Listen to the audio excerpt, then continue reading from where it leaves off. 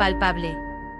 Sus padres, orgullosos pero conmovidos, atendían a los familiares que llegaban desde distintos rincones de España, tíos de Valencia, primos de Sevilla, incluso unos parientes de Galicia que habían hecho el largo viaje para no perderse el acontecimiento.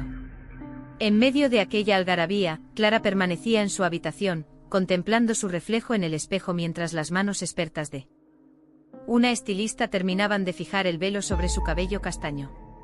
El vestido blanco con encaje delicado parecía una extensión natural de su piel. No era excesivamente ostentoso, pero sí lo suficientemente elegante para resaltar la sencillez y la dulzura que caracterizaban a Clara. A cada movimiento, las perlas cosidas en la cintura brillaban como diminutas estrellas. Y ella no podía evitar emocionarse. Por un momento los nervios le jugaron una mala pasada, se preguntó si estaba lista para dar aquel paso tan trascendental. Pero la sonrisa de su madre, que la observaba con ojos húmedos desde la puerta, disipó sus dudas. «Estás preciosa, hija», susurró la madre, acariciándole el rostro con ternura. «Hoy comienza tu verdadera vida». Clara respiró. Vida matrimonial. Tras los votos y el intercambio de anillos, los aplausos resonaron en la iglesia.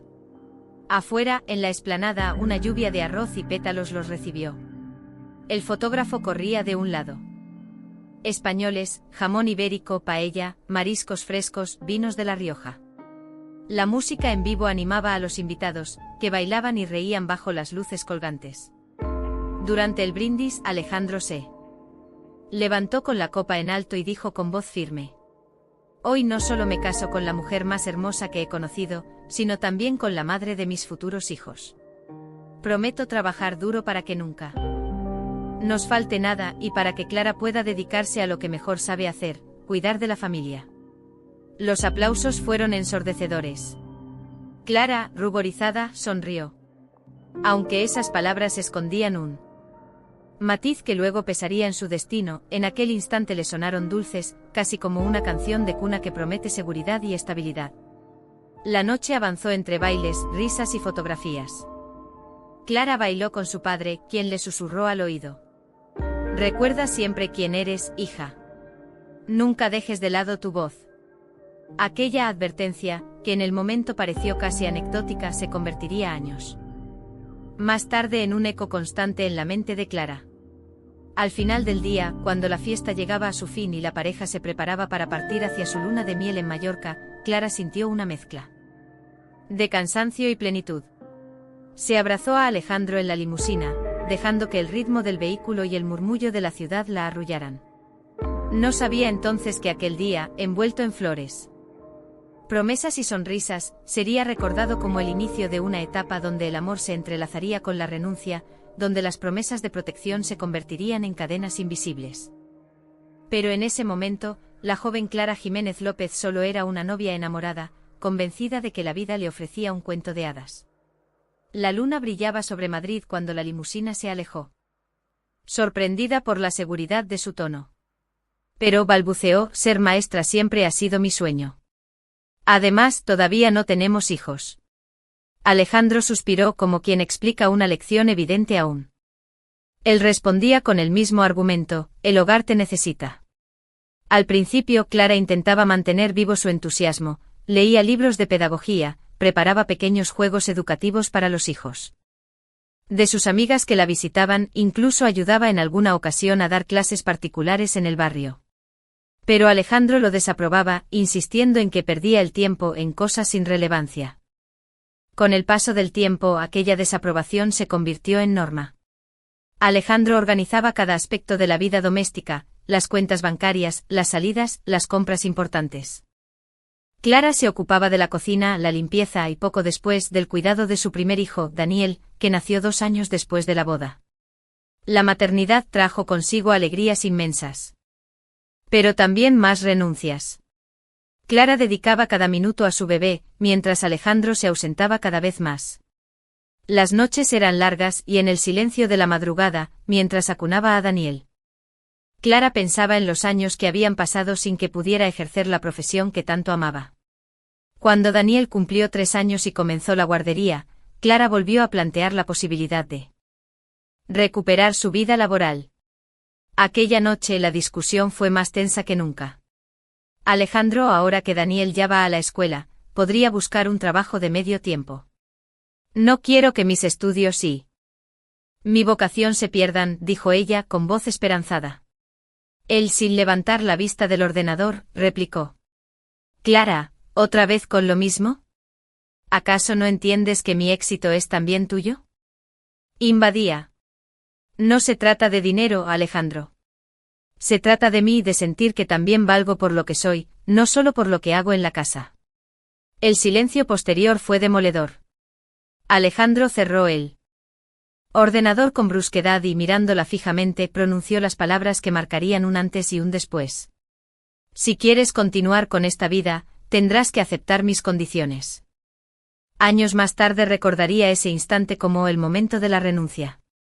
No una renuncia voluntaria, sino impuesta, disfrazada de amor y protección. Una renuncia que poco a poco la fue aislando del mundo exterior, de sus aspiraciones y de su independencia. Con el nacimiento de su segunda hija, Lucía, el peso de esa decisión se multiplicó. Clara vivía atrapada en una rutina sin respiro, pañales, comidas, limpieza, visitas a pediatras, todo mientras Alejandro ascendía en el mundo empresarial, aumentando su fortuna y prestigio. En las reuniones familiares, él presumía de sus logros. Y cuando alguien preguntaba por Clara, respondía con una sonrisa. Ella es la reina de la casa. No trabaja porque no le hace falta. Esas frases, que en público sonaban como elogios. Palabras de su padre en el día de su boda, nunca dejes de lado tu voz. Esa voz, silenciada durante años, aún no había hablado. Pero lo haría. Capítulo 3. El contrato injusto. El tercer año de matrimonio fue para Clara el más contradictorio de todos. Por un lado, la llegada de Daniel había llenado la casa de risas infantiles y de momentos irrepetibles. Por otro, la relación con Alejandro comenzaba a mostrar grietas profundas difíciles de ignorar. Ella lo sentía más distante, más obsesionado con su empresa y con la idea de controlar hasta el más mínimo detalle de su vida familiar. Habitual. Traía consigo una carpeta de cuero negra, de esas que solía llevar a sus reuniones con inversionistas. Se sentó en la mesa del comedor, abrió la carpeta con parsimonia y la colocó frente a Clara. Quiero que leas esto, dijo con tono serio, casi empresarial. Clara, algo desconcertada, tomó las hojas y comenzó a repasar las primeras líneas. Sus ojos se abrieron con sorpresa al leerlas. Palabras: declaración de renuncia a derechos sobre bienes y patrimonio conyugal. ¿Qué es esto, Alejandro?, preguntó con un hilo de voz. Él, cruzando los brazos, respondió sin titubeos. No quiero complicaciones. Mi empresa crece rápido y necesito protegerla. Si algún día las cosas no funcionan entre nosotros, no quiero que haya disputas económicas. Este contrato asegura que cada uno sepa cuál es su lugar. ¿Y mi lugar es ninguno?, preguntó ella, con lágrimas contenidas. Tu lugar es el hogar. ¿Acaso no es suficiente?, respondió él, casi irritado. Además, no tienes que. Bien. Él la miró fijamente con esa mezcla de autoridad y frialdad que comenzaba a asustarla. Clara, no lo pongas más difícil. Es solo un trámite. Confía en mí. Durante varios días. Está bajo control.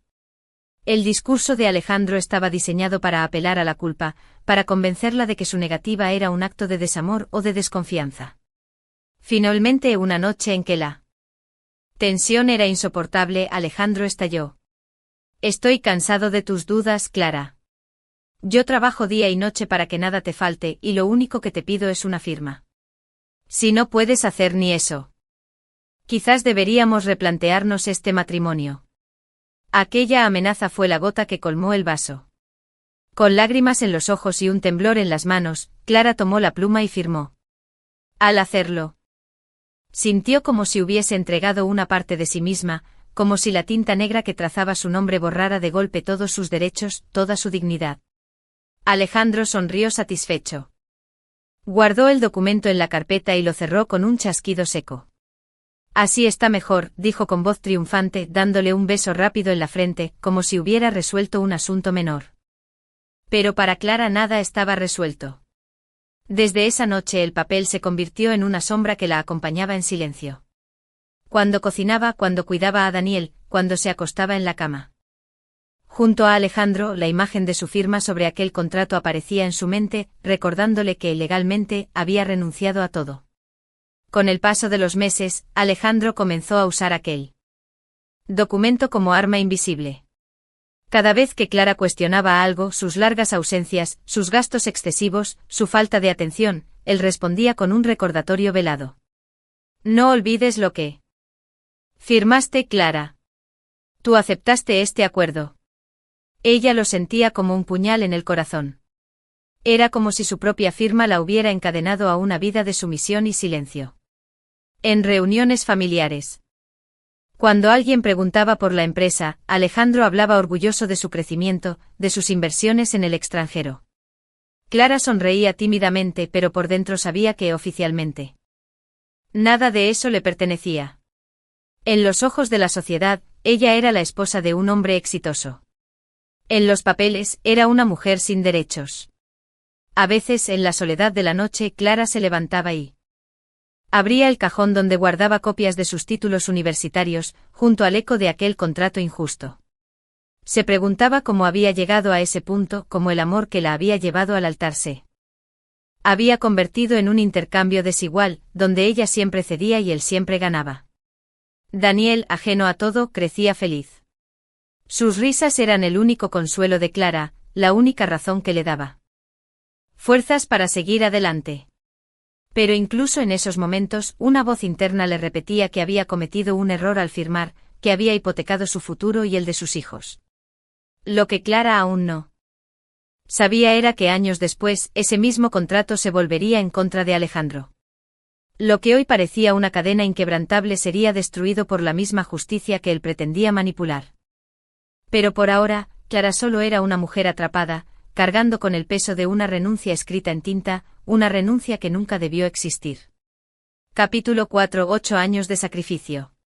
El tiempo, silencioso y despiadado, avanzó con rapidez en la vida de Clara Jiménez López. Lo que en un inicio parecía una renuncia temporal se transformó en una condena que duró 8 largos años. 8 años en los que el sacrificio se convirtió en su rutina, en su identidad y en la cárcel invisible que la mantenía atada a Alejandro Torres. Las mañanas de Clara comenzaban siempre antes de él complacer a su marido. Después despertaba a Daniel, que con el paso de los años se convirtió en un niño lleno de energía, y a Lucía, la pequeña que llegó 4 años después de él. Entre pañales.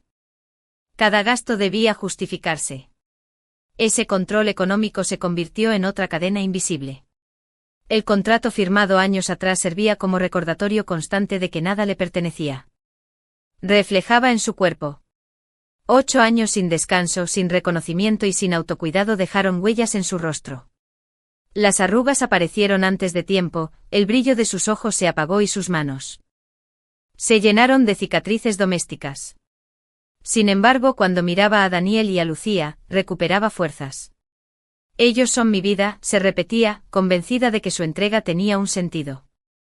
Alejandro eran cada vez más frecuentes. Él, cada vez más arrogante por su éxito empresarial, la trataba como a una empleada más que como a una esposa. ¿Por qué está sucia la terraza? No olvides eso. Cada palabra era un recordatorio cruel de la desigualdad que se había instaurado en su hogar. Clara aguantaba en silencio, no porque careciera de fuerza, sino porque temía el impacto. Vivo un rastro de esperanza. Se inscribió en un curso online de pedagogía infantil, aunque lo hacía a escondidas, aprovechando las madrugadas. Sabía que Alejandro lo desaprobaría y que lo consideraría una pérdida de tiempo. Ese pequeño acto clandestino era su forma de resistir, de mantener un vínculo con la mujer que había sido antes del matrimonio. Los años pasaban. Y con ellos la soledad se volvía más pesada. Muchas de sus amigas del pasado siguieron adelante con sus vidas, se convirtieron en profesionales, viajaron, algunas incluso formaron sus propias familias sin dejar de lado sus sueños. Clara, en cambio, se veía atrapada en una rutina monótona. Su círculo social se redujo a otras madres del colegio con quienes compartía charlas superficiales sobre tareas escolares y meriendas, pero sin la confianza suficiente para hablar de su dolor profundo. Alejandro, por su parte, se convirtió en un hombre inaccesible. Si en los primeros años de matrimonio aún existían momentos de ternura, con el tiempo se extinguieron. Ahora hablaba de negocios, de inversiones, de nuevas oportunidades. Clara ya no era su compañera, sino la sombra silenciosa que mantenía la casa en orden para que él brillara afuera. En el 8º año, la situación alcanzó un punto crítico. Alejandro, con un cinismo que dolió como un cuchillo, le dijo una noche: Clara, deberías estar agradecida. Miles de mujeres matarían por tener la vida que tú tienes, un hogar de lujo, hijos sanos, estabilidad económica. ¿Qué más puedes pedir? Clara lo miró con lágrimas en los ojos, consciente de que había perdido casi una década de su vida en nombre de un sacrificio que él nunca reconocería. Aquella noche, mientras se acostaba sola en la cama matrimonial, pues Alejandro prefería dormir en el despacho tras discutir, comprendió que su sacrificio no era amor, sino sometimiento. Y que los 8 años que había entregado no se recuperarían jamás. Sin embargo, también descubrió una chispa que aún ardía en su interior, la certeza de que su historia no podía terminar así. Que esos 8 años de sacrificio debían convertirse en la base de una rebelión. En el combustible de una lucha que apenas comenzaba. Y aunque aún no lo sabía, el destino le tenía preparada una inesperada aliada, la justicia. Capítulo 5: El distanciamiento. Con el paso de los años, la brecha emocional entre Clara Jiménez López y Alejandro Torres se fue ensanchando hasta volverse un abismo imposible de ignorar. Lo que en un principio era apenas un silencio incómodo en la mesa o una respuesta cortante tras un día agotador, se transformó en una rutina marcada por la frialdad, la indiferencia y la ausencia. Alejandro pasaba cada vez menos tiempo en casa. Las reuniones, los viajes de negocios y los compromisos sociales se multiplicaban. Cuando estaba presente, su mente parecía estar en otro lugar, siempre pendiente del teléfono, de los correos electrónicos, de los números que crecían en sus cuentas bancarias. Clara, mientras tanto, permanecía en el hogar, atrapada en una rutina de cuidados y tareas domésticas que se repetían día tras día como un ciclo sin fin. El distanciamiento comenzó a notarse en los pequeños gestos cotidianos. Antes, Alejandro solía darle un beso rápido al llegar del trabajo, ahora, apenas la saludaba con un «¿Qué hay para cenar?». Antes compartían algún café en la terraza los domingos, ahora, él inventaba excusas para salir temprano y no regresar hasta la noche. Clara trataba de mantener las apariencias, de justificarlo frente a los niños, diciendo que su padre trabajaba duro para ellos. Pero por dentro sabía que no se trataba solo de trabajo. Alejandro había dejado de verla, de considerarla parte esencial de su vida. La intimidad desapareció poco a poco. El dormitorio conyugal, que había sido testigo de confidencias, risas y sueños compartidos, se convirtió en un espacio gélido. Dormían en la misma cama, pero separados por un muro invisible de indiferencia. Clara intentaba acercarse e iniciar conversaciones, hablar de los hijos, de las noticias, de la vida misma. Alejandro respondía con monosílabos o con el gesto cansado de alguien que solo desea dormir. Alejandro, ¿te acuerdas cuando soñábamos con viajar a Italia? Preguntó una noche intentando revivir un recuerdo del noviazgo. Él, sin apartar la vista del móvil, contestó: No tengo tiempo para esas tonterías ahora. La frase fue como un golpe. Clara se dio la vuelta en la cama, conteniendo las lágrimas para no despertar a Lucía, que dormía en la habitación contigua. En ese instante comprendió que ya no compartían sueños, que sus vidas iban en direcciones opuestas. El distanciamiento también se reflejó en las celebraciones familiares. En los cumpleaños de los niños, Alejandro solía llegar tarde, con un regalo caro en las manos y una sonrisa impostada para las fotografías. Clara organizaba todo: la decoración, la comida, los juegos. Al final del día, cuando los invitados se marchaban y la casa quedaba en silencio, sentía un vacío enorme. Los niños dormían felices. Pero ella sabía que su familia estaba incompleta. En Navidad, la situación no era diferente. Alejandro siempre tenía una excusa para pasar la Nochebuena en una cena de negocios imprescindible. Clara cenaba sola con Daniel y Lucía, inventando historias para que no se sintieran abandonados. Al brindar con sidra, miraba las luces del árbol y se prometía a sí misma aguantar un año más. Con la esperanza de que las cosas mejoraran. Pero las cosas nunca mejoraban. Las discusiones se volvieron inevitables. Clara, agotada por la soledad y la falta de reconocimiento, empezó a reclamarlo. Que le correspondía como esposa y como persona. No puedes tratarme como si fuera invisible, Alejandro. Yo también existo, no soy solo la madre de tus hijos. Él con tono condescendiente respondía. Clara, siempre dramatizas. Tienes todo lo que necesitas, una casa, dinero, hijos sanos. ¿Qué más quieres? Quiero un compañero, no un proveedor, respondía ella, con la voz quebrada. Pero Alejandro no lo entendía, o no quería entenderlo. Para él, el matrimonio se había convertido en un contrato donde él aportaba estabilidad económica y ella, silencio y obediencia. Con el tiempo, Clara dejó de hablar. El silencio se convirtió en su refugio y en su condena. Prefería callar antes que enfrentarse a la indiferencia de su marido. Las noches las pasaba leyendo en secreto. Recordando su vocación de maestra, imaginando cómo habría sido su vida si hubiera seguido trabajando, si hubiera luchado por su independencia. En esos momentos sentía que estaba viviendo una vida prestada, una vida que no le pertenecía. El distanciamiento también afectó a los niños. Daniel, ya con 7 años, empezó a preguntar por qué su padre nunca iba a los partidos de fútbol del colegio. Lucía, más pequeña, notaba la tensión en casa y se aferraba cada vez más a su madre, buscando en ella el cariño que le faltaba de Alejandro. Clara trataba de compensar esa ausencia. Pero sabía que ninguna madre podía sustituir la presencia de un padre. En el 8º año de matrimonio, la distancia era tan grande que Clara y Alejandro parecían dos extraños bajo el mismo techo. Compartían el mismo espacio físico, pero sus almas habitaban mundos distintos. Ella soñaba con recuperar su voz, con volver a ser la mujer que una vez tuvo ilusiones. Él solo soñaba con contratos, cifras y reconocimientos sociales.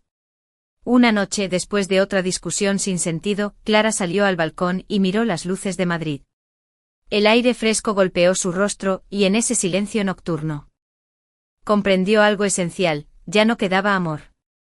Quedaban responsabilidades, costumbres, apariencias, pero no amor.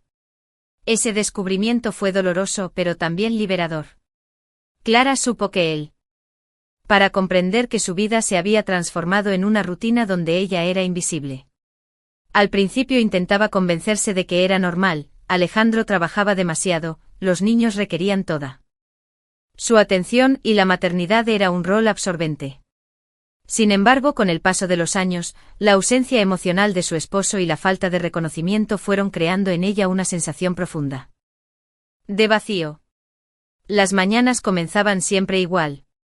Se levantaba antes del amanecer, preparaba los desayunos, ayudaba a Daniel y Lucía a vestirse para ir al colegio, organizaba mochilas, firmaba permisos, buscaba calcetines extraviados. La rutina doméstica no dejaba espacio para pensar en sí misma. Una vez que dejaba a los niños en la escuela, regresaba al ático en la calle Serrano y enfrentaba la interminable lista de tareas del hogar: lavar, limpiar, planchar, hacer compras.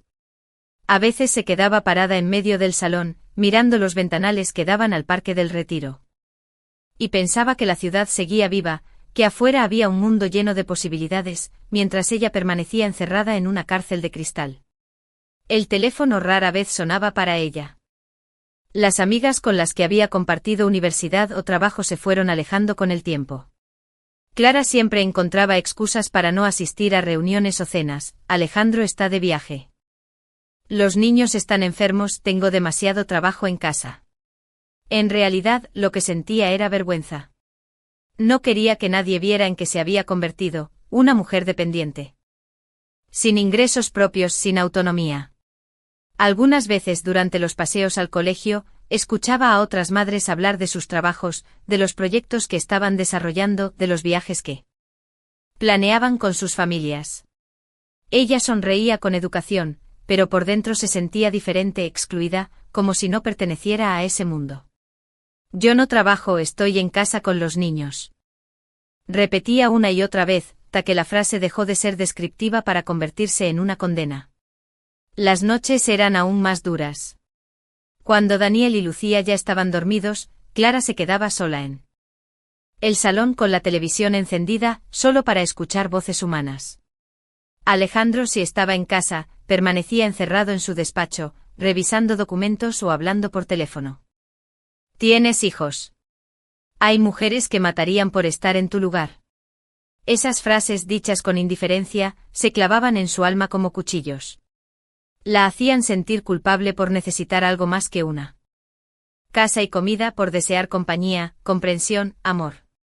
La soledad también empezó a manifestarse en su cuerpo. Clara sufría insomnio, dolores de cabeza constantes, una sensación de cansancio perpetuo. A veces se miraba al espejo y apenas reconocía a la mujer que la observaba, ojos apagados, hombros caídos, un gesto de resignación.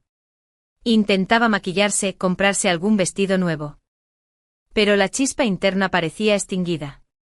Para combatir esa sensación, comenzó a escribir en un cuaderno escondido en el cajón de su mesita de noche. Allí volcaba pensamientos, recuerdos, frustraciones.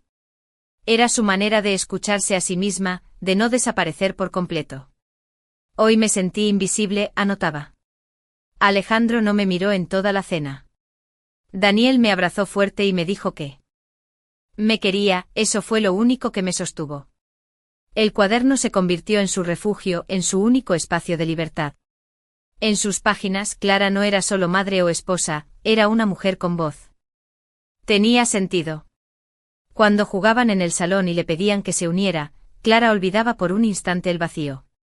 Cuando Lucía le decía a mamá, eres la mejor, sentía que aún valía algo. Aunque Alejandro no lo reconociera. Pero incluso los niños empezaban a notar la distancia. Una tarde, Daniel le preguntó: «Mamá, ¿por qué papá nunca cena con nosotros?». Clara se quedó paralizada, sin saber qué responder. Finalmente acarició el cabello de su hijo y murmuró: «Papá trabaja mucho, cariño. Lo hace por nosotros». Pero en el fondo sabía que era una mentira a medias. Alejandro no trabajaba solo por la familia, trabajaba por sí mismo, por su ambición, por el poder que tanto lo fascinaba. La soledad de Clara alcanzó su punto más profundo en el 8º año de Sobre la mesilla de noche. Él estaba en la ducha y la pantalla se iluminó con un nombre desconocido, Marina. El mensaje decía: «Te echo de menos, ¿cuándo nos vemos?». Clara sintió un frío. Clara lo observó en silencio. Él actuaba con normalidad, le preguntó por los niños, comentó brevemente un asunto de la empresa y se encerró en su despacho. Clara comprendió entonces que su marido había aprendido a vivir en dos mundos, el de las apariencias, donde seguía siendo el padre responsable y el empresario exitoso, y el de la pasión secreta, donde encontraba lo que ya no buscaba en ella. La traición no era solo física. Para Clara, lo más doloroso era la constatación de que Alejandro compartía con otra mujer lo que le había negado a ella durante años: sonrisas, complicidad, tiempo. Recordó las noches interminables en las que ella intentaba conversar y él apenas levantaba la vista del ordenador. Recordó los cumpleaños de los niños en los que llegaba tarde, con un regalo caro y una sonrisa fingida. Todo ese afecto, toda esa energía, la estaba entregando ahora a otra persona. La soledad se convirtió en un tormento insoportable.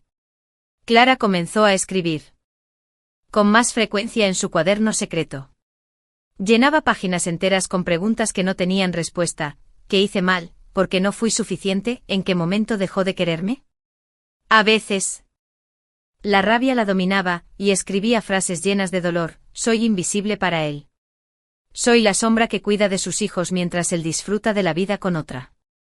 Su cuerpo también empezó a resentirlo. ¿Por qué estás triste? Clara lo abrazaba con fuerza y respondía: no lo estoy, cariño. Solo estoy un poco cansada. Pero Lucía, más intuitiva, solía acercarse y acariciarle la cara.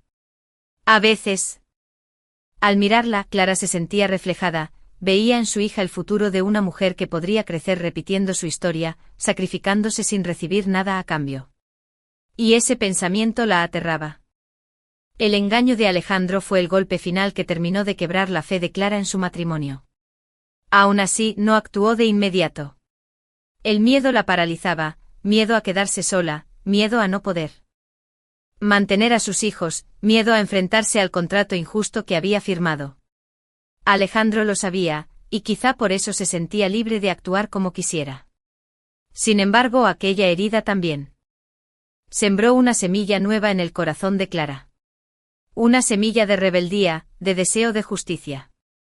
Cada lágrima derramada se transformaba lentamente en fuerza contenida. Cada humillación sufrida alimentaba una determinación que aún no había tenido el valor de reconocer. El engaño no solo le mostró la traición de su esposo, también le reveló la verdad de su propia vida. Había vivido años dedicándose a un hombre que nunca valoró su sacrificio. Y aunque el dolor era inmenso, también comprendió que debía cambiar. Lo que Clara aún no sabía era que en el camino hacia la verdad encontraría aliados inesperados. Y que el contrato que Alejandro había usado como arma para mantenerla sometida sería, irónicamente, la llave para su liberación. Capítulo 8. La decisión de separarse. El descubrimiento del engaño de Alejandro había dejado a Clara Jiménez López devastada. Durante semanas, la imagen de su marido sentado en aquella cafetería con Marina, sonriendo de una manera que hacía años no sonreía con ella, se repetía en su mente como una pesadilla interminable. Intentó ignorarlo, convencerse de que todo podía ser un malentendido, pero la realidad era innegable. Alejandro había cruzado una línea. Clara se sentía atrapada en una contradicción dolorosa. Por un lado, seguía siendo la madre dedicada que no quería que sus hijos sufrieran las consecuencias de un matrimonio roto. Por otro, su dignidad estaba hecha añicos, y el peso del contrato injusto firmado años atrás la mantenía en una jaula invisible. Se preguntaba cada día: ¿qué es peor para mis hijos, vivir con un padre ausente y una madre rota, o enfrentar la verdad de una separación? La tensión en casa se volvió insoportable. Alejandro ya ni siquiera se esforzaba. Ventana del salón. Afuera, las luces de Madrid brillaban indiferentes, como si la ciudad ignorara su dolor. Con el cuaderno en el regazo, escribió una frase que nunca había tenido el valor de escribir: quiero separarme. Las lágrimas cayeron sobre la página, emborronando la tinta, pero la decisión había empezado a tomar forma. Los días siguientes fueron de reflexión y miedo. Esas palabras le dieron a Clara un poco de fuerza, aunque el miedo seguía allí acechando. El punto de inflexión llegó una tarde, cuando encontró a Lucía jugando con una muñeca rota. La niña la abrazaba con fuerza y decía en voz baja: no te preocupes, te voy a cuidar. Aunque papá no quiera, yo sí te quiero. Clara sintió un nudo en la garganta. Entendió que sus hijos percibían más de lo que aparentaban, que no podía seguir engañándolos con excusas. Esa noche, mientras Alejandro hablaba por teléfono en el despacho, Clara entró sin previo aviso. Necesitamos hablar, dijo con firmeza. Alejandro levantó la vista, molesto por la interrupción. ¿Ahora qué? Estoy ocupado. Clara lo miró directamente a los ojos, con una serenidad que lo sorprendió. Quiero separarme. El silencio se hizo pesado. Alejandro dejó el teléfono a un lado y soltó una carcajada irónica. ¿Separarte? No digas tonterías, Clara. Tú no tienes nada. ¿A dónde irías? ¿Con qué dinero vivirías? ¿Y los niños? Cada palabra era como un golpe, pero Clara no se inmutó. A donde sea. Con lo que sea. Pero no voy a seguir aquí, fingiendo que somos una familia. Alejandro la miró con desdén. Como si hablara con alguien inferior. Tú firmaste un contrato. No olvides que no tienes derecho a nada. Clara sintió un escalofrío, pero también una determinación nueva. Tal vez, Alejandro. Pero prefiero tener nada y recuperar mi voz, que seguir aquí con todo y no ser nadie. Alejandro se quedó en silencio. Por primera vez en años, Clara había hablado con una firmeza que no admitía réplica. Esa noche Clara no durmió. Se quedó despierta, planeando mentalmente los pasos que debía dar. Sabía que necesitaría ayuda legal, que el contrato sería su mayor obstáculo. Pero también intuía con una chispa de esperanza que la justicia podía estar de su lado. La decisión de separarse no era solo un acto de rebeldía, era un acto de supervivencia. Clara comprendió que, si seguía en ese matrimonio, terminaría perdiéndose por completo. Sus hijos crecerían viendo a una madre rota, y eso era lo último que quería para ellos. En la madrugada, escribió en su cuaderno: Hoy elegí recuperar mi vida. No sé cómo lo haré, pero lo haré. Porque si me quedo, me muero en vida. Y yo quiero vivir. Al cerrar el cuaderno sintió una paz extraña, como si por fin hubiera dado el primer paso hacia su libertad. En los días siguientes empezó a buscar discretamente información sobre abogados especializados en derecho de familia. Sabía que Alejandro jamás aceptaría la separación de manera amistosa. Pero también sabía que no podía retroceder. La decisión estaba tomada, y aunque el camino sería doloroso, Clara había recuperado algo que creía perdido: el poder de decidir sobre su propia vida. Lo que aún ignoraba era que aquel contrato, que durante años había sido su mayor cadena, sería declarado nulo por la ley. Y que al final del túnel no solo la esperaba la libertad, sino también la justicia. Capítulo 9. Expulsada de casa. La noticia de la separación cayó como un trueno en el hogar de la calle Serrano. Alejandro Torres, acostumbrado a tener siempre el control, no estaba dispuesto a aceptar que Clara Jiménez López hubiera tomado la decisión de marcharse. Para él, aquello no era un derecho de su esposa, sino una afrenta personal, una desobediencia intolerable. Y como solía hacer en los negocios, respondió con frialdad y contundencia. La mañana después de la conversación en la que Clara expresó su deseo de separarse, Alejandro la despertó con un golpe seco en la mesa de noche. Había dejado encima un sobre con documentos. Aquí tienes, dijo con voz helada. La notificación para iniciar el trámite de divorcio. He hablado con mis abogados. No quiero escándalos, así que cuanto antes lo firmes, mejor para todos. Clara lo miró atónita. Apenas había tenido tiempo de procesar su decisión. Y ya se encontraba frente a una ofensiva legal preparada para aniquilarla. Tomó los papeles con manos temblorosas y comenzó a leer. En cada cláusula, en cada línea, se repetía la misma idea. Ella no tiene derecho a bienes ni propiedades. Todo se sustentaba en el contrato que había firmado años atrás bajo presión. Alejandro susurró con la voz quebrada. Esto es una crueldad. Él la interrumpió con desdén. Crueldad es pretender llevarte lo que no te pertenece. Recuerda tu firma, Clara. Sin mí no eres nada. La frase resonó en su mente como un martillazo. Las horas siguientes fueron un torbellino de angustia. Clara, consciente de que no podía enfrentar sola aquella tormenta, intentó pensar en los niños. Su prioridad era protegerlos. Sueños había cuidado del hogar y de los hijos, y ahora salía con las manos vacías. Los primeros días en casa de su madre fueron un choque brutal. El pequeño piso en un barrio obrero contrastaba con el lujo del ático en la calle Serrano. Clara durmió en el sofá-cama del salón, mientras los niños compartían la habitación que había sido de ella en la adolescencia. Aunque su madre la recibió con los brazos abiertos, Clara no podía evitar sentir vergüenza y fracaso.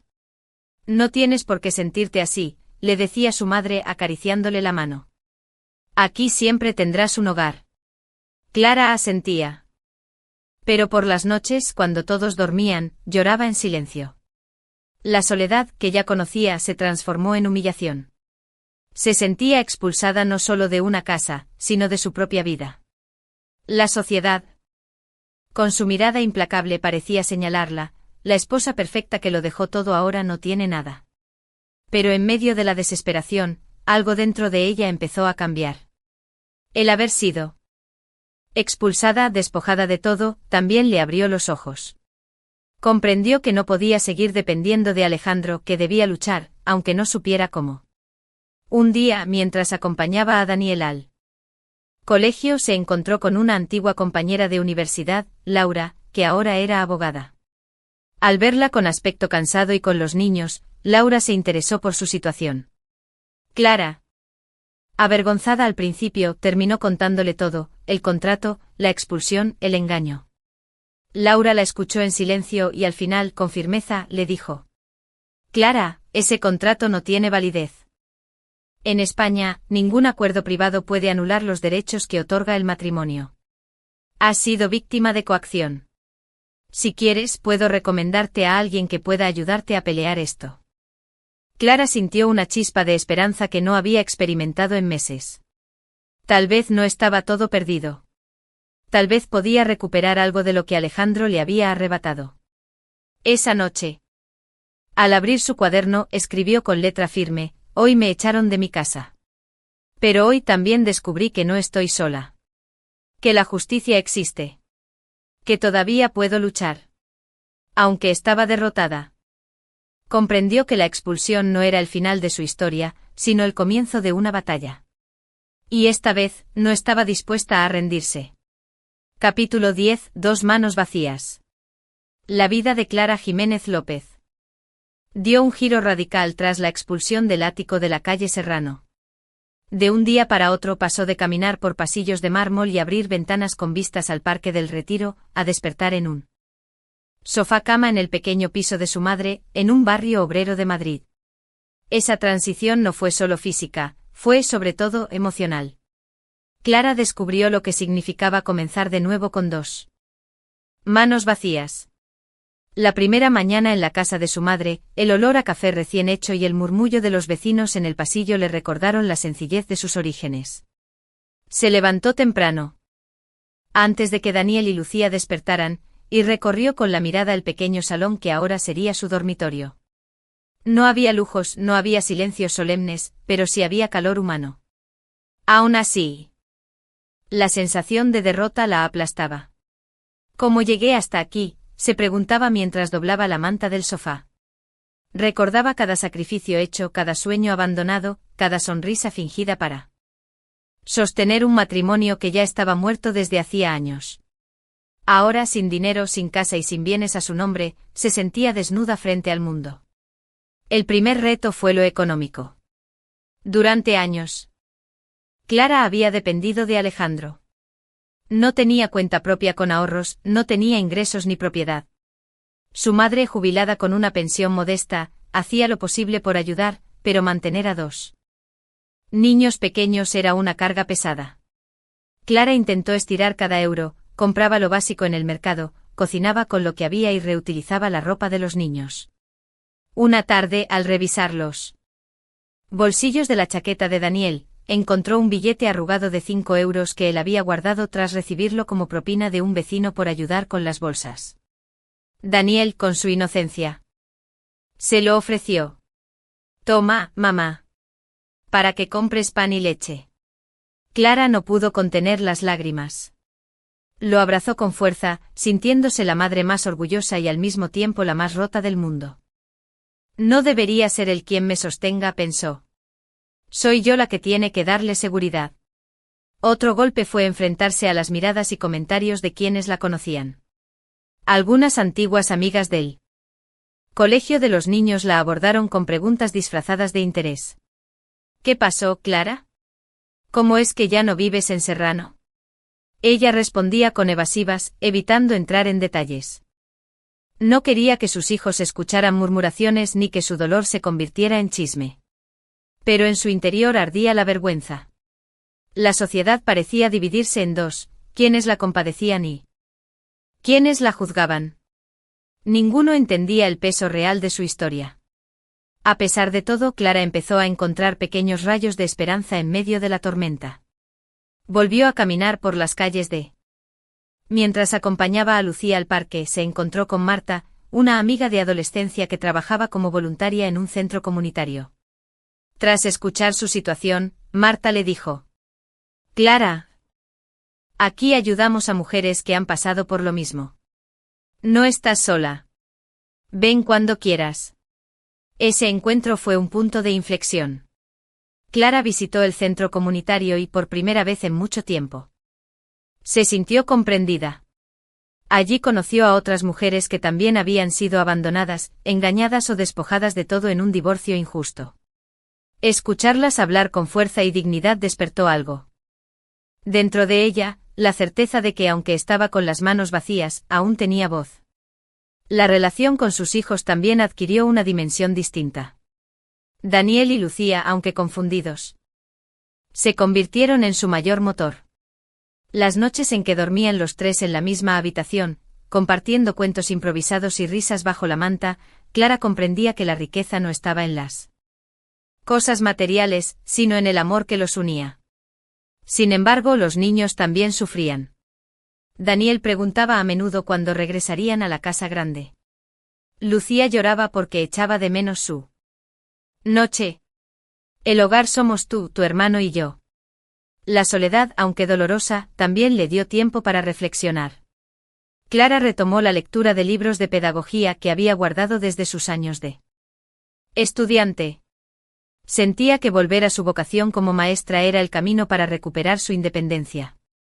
Aunque aún no sabía cómo, empezó a buscar cursos gratuitos por internet y a enviar solicitudes para trabajos de media jornada en guarderías del barrio.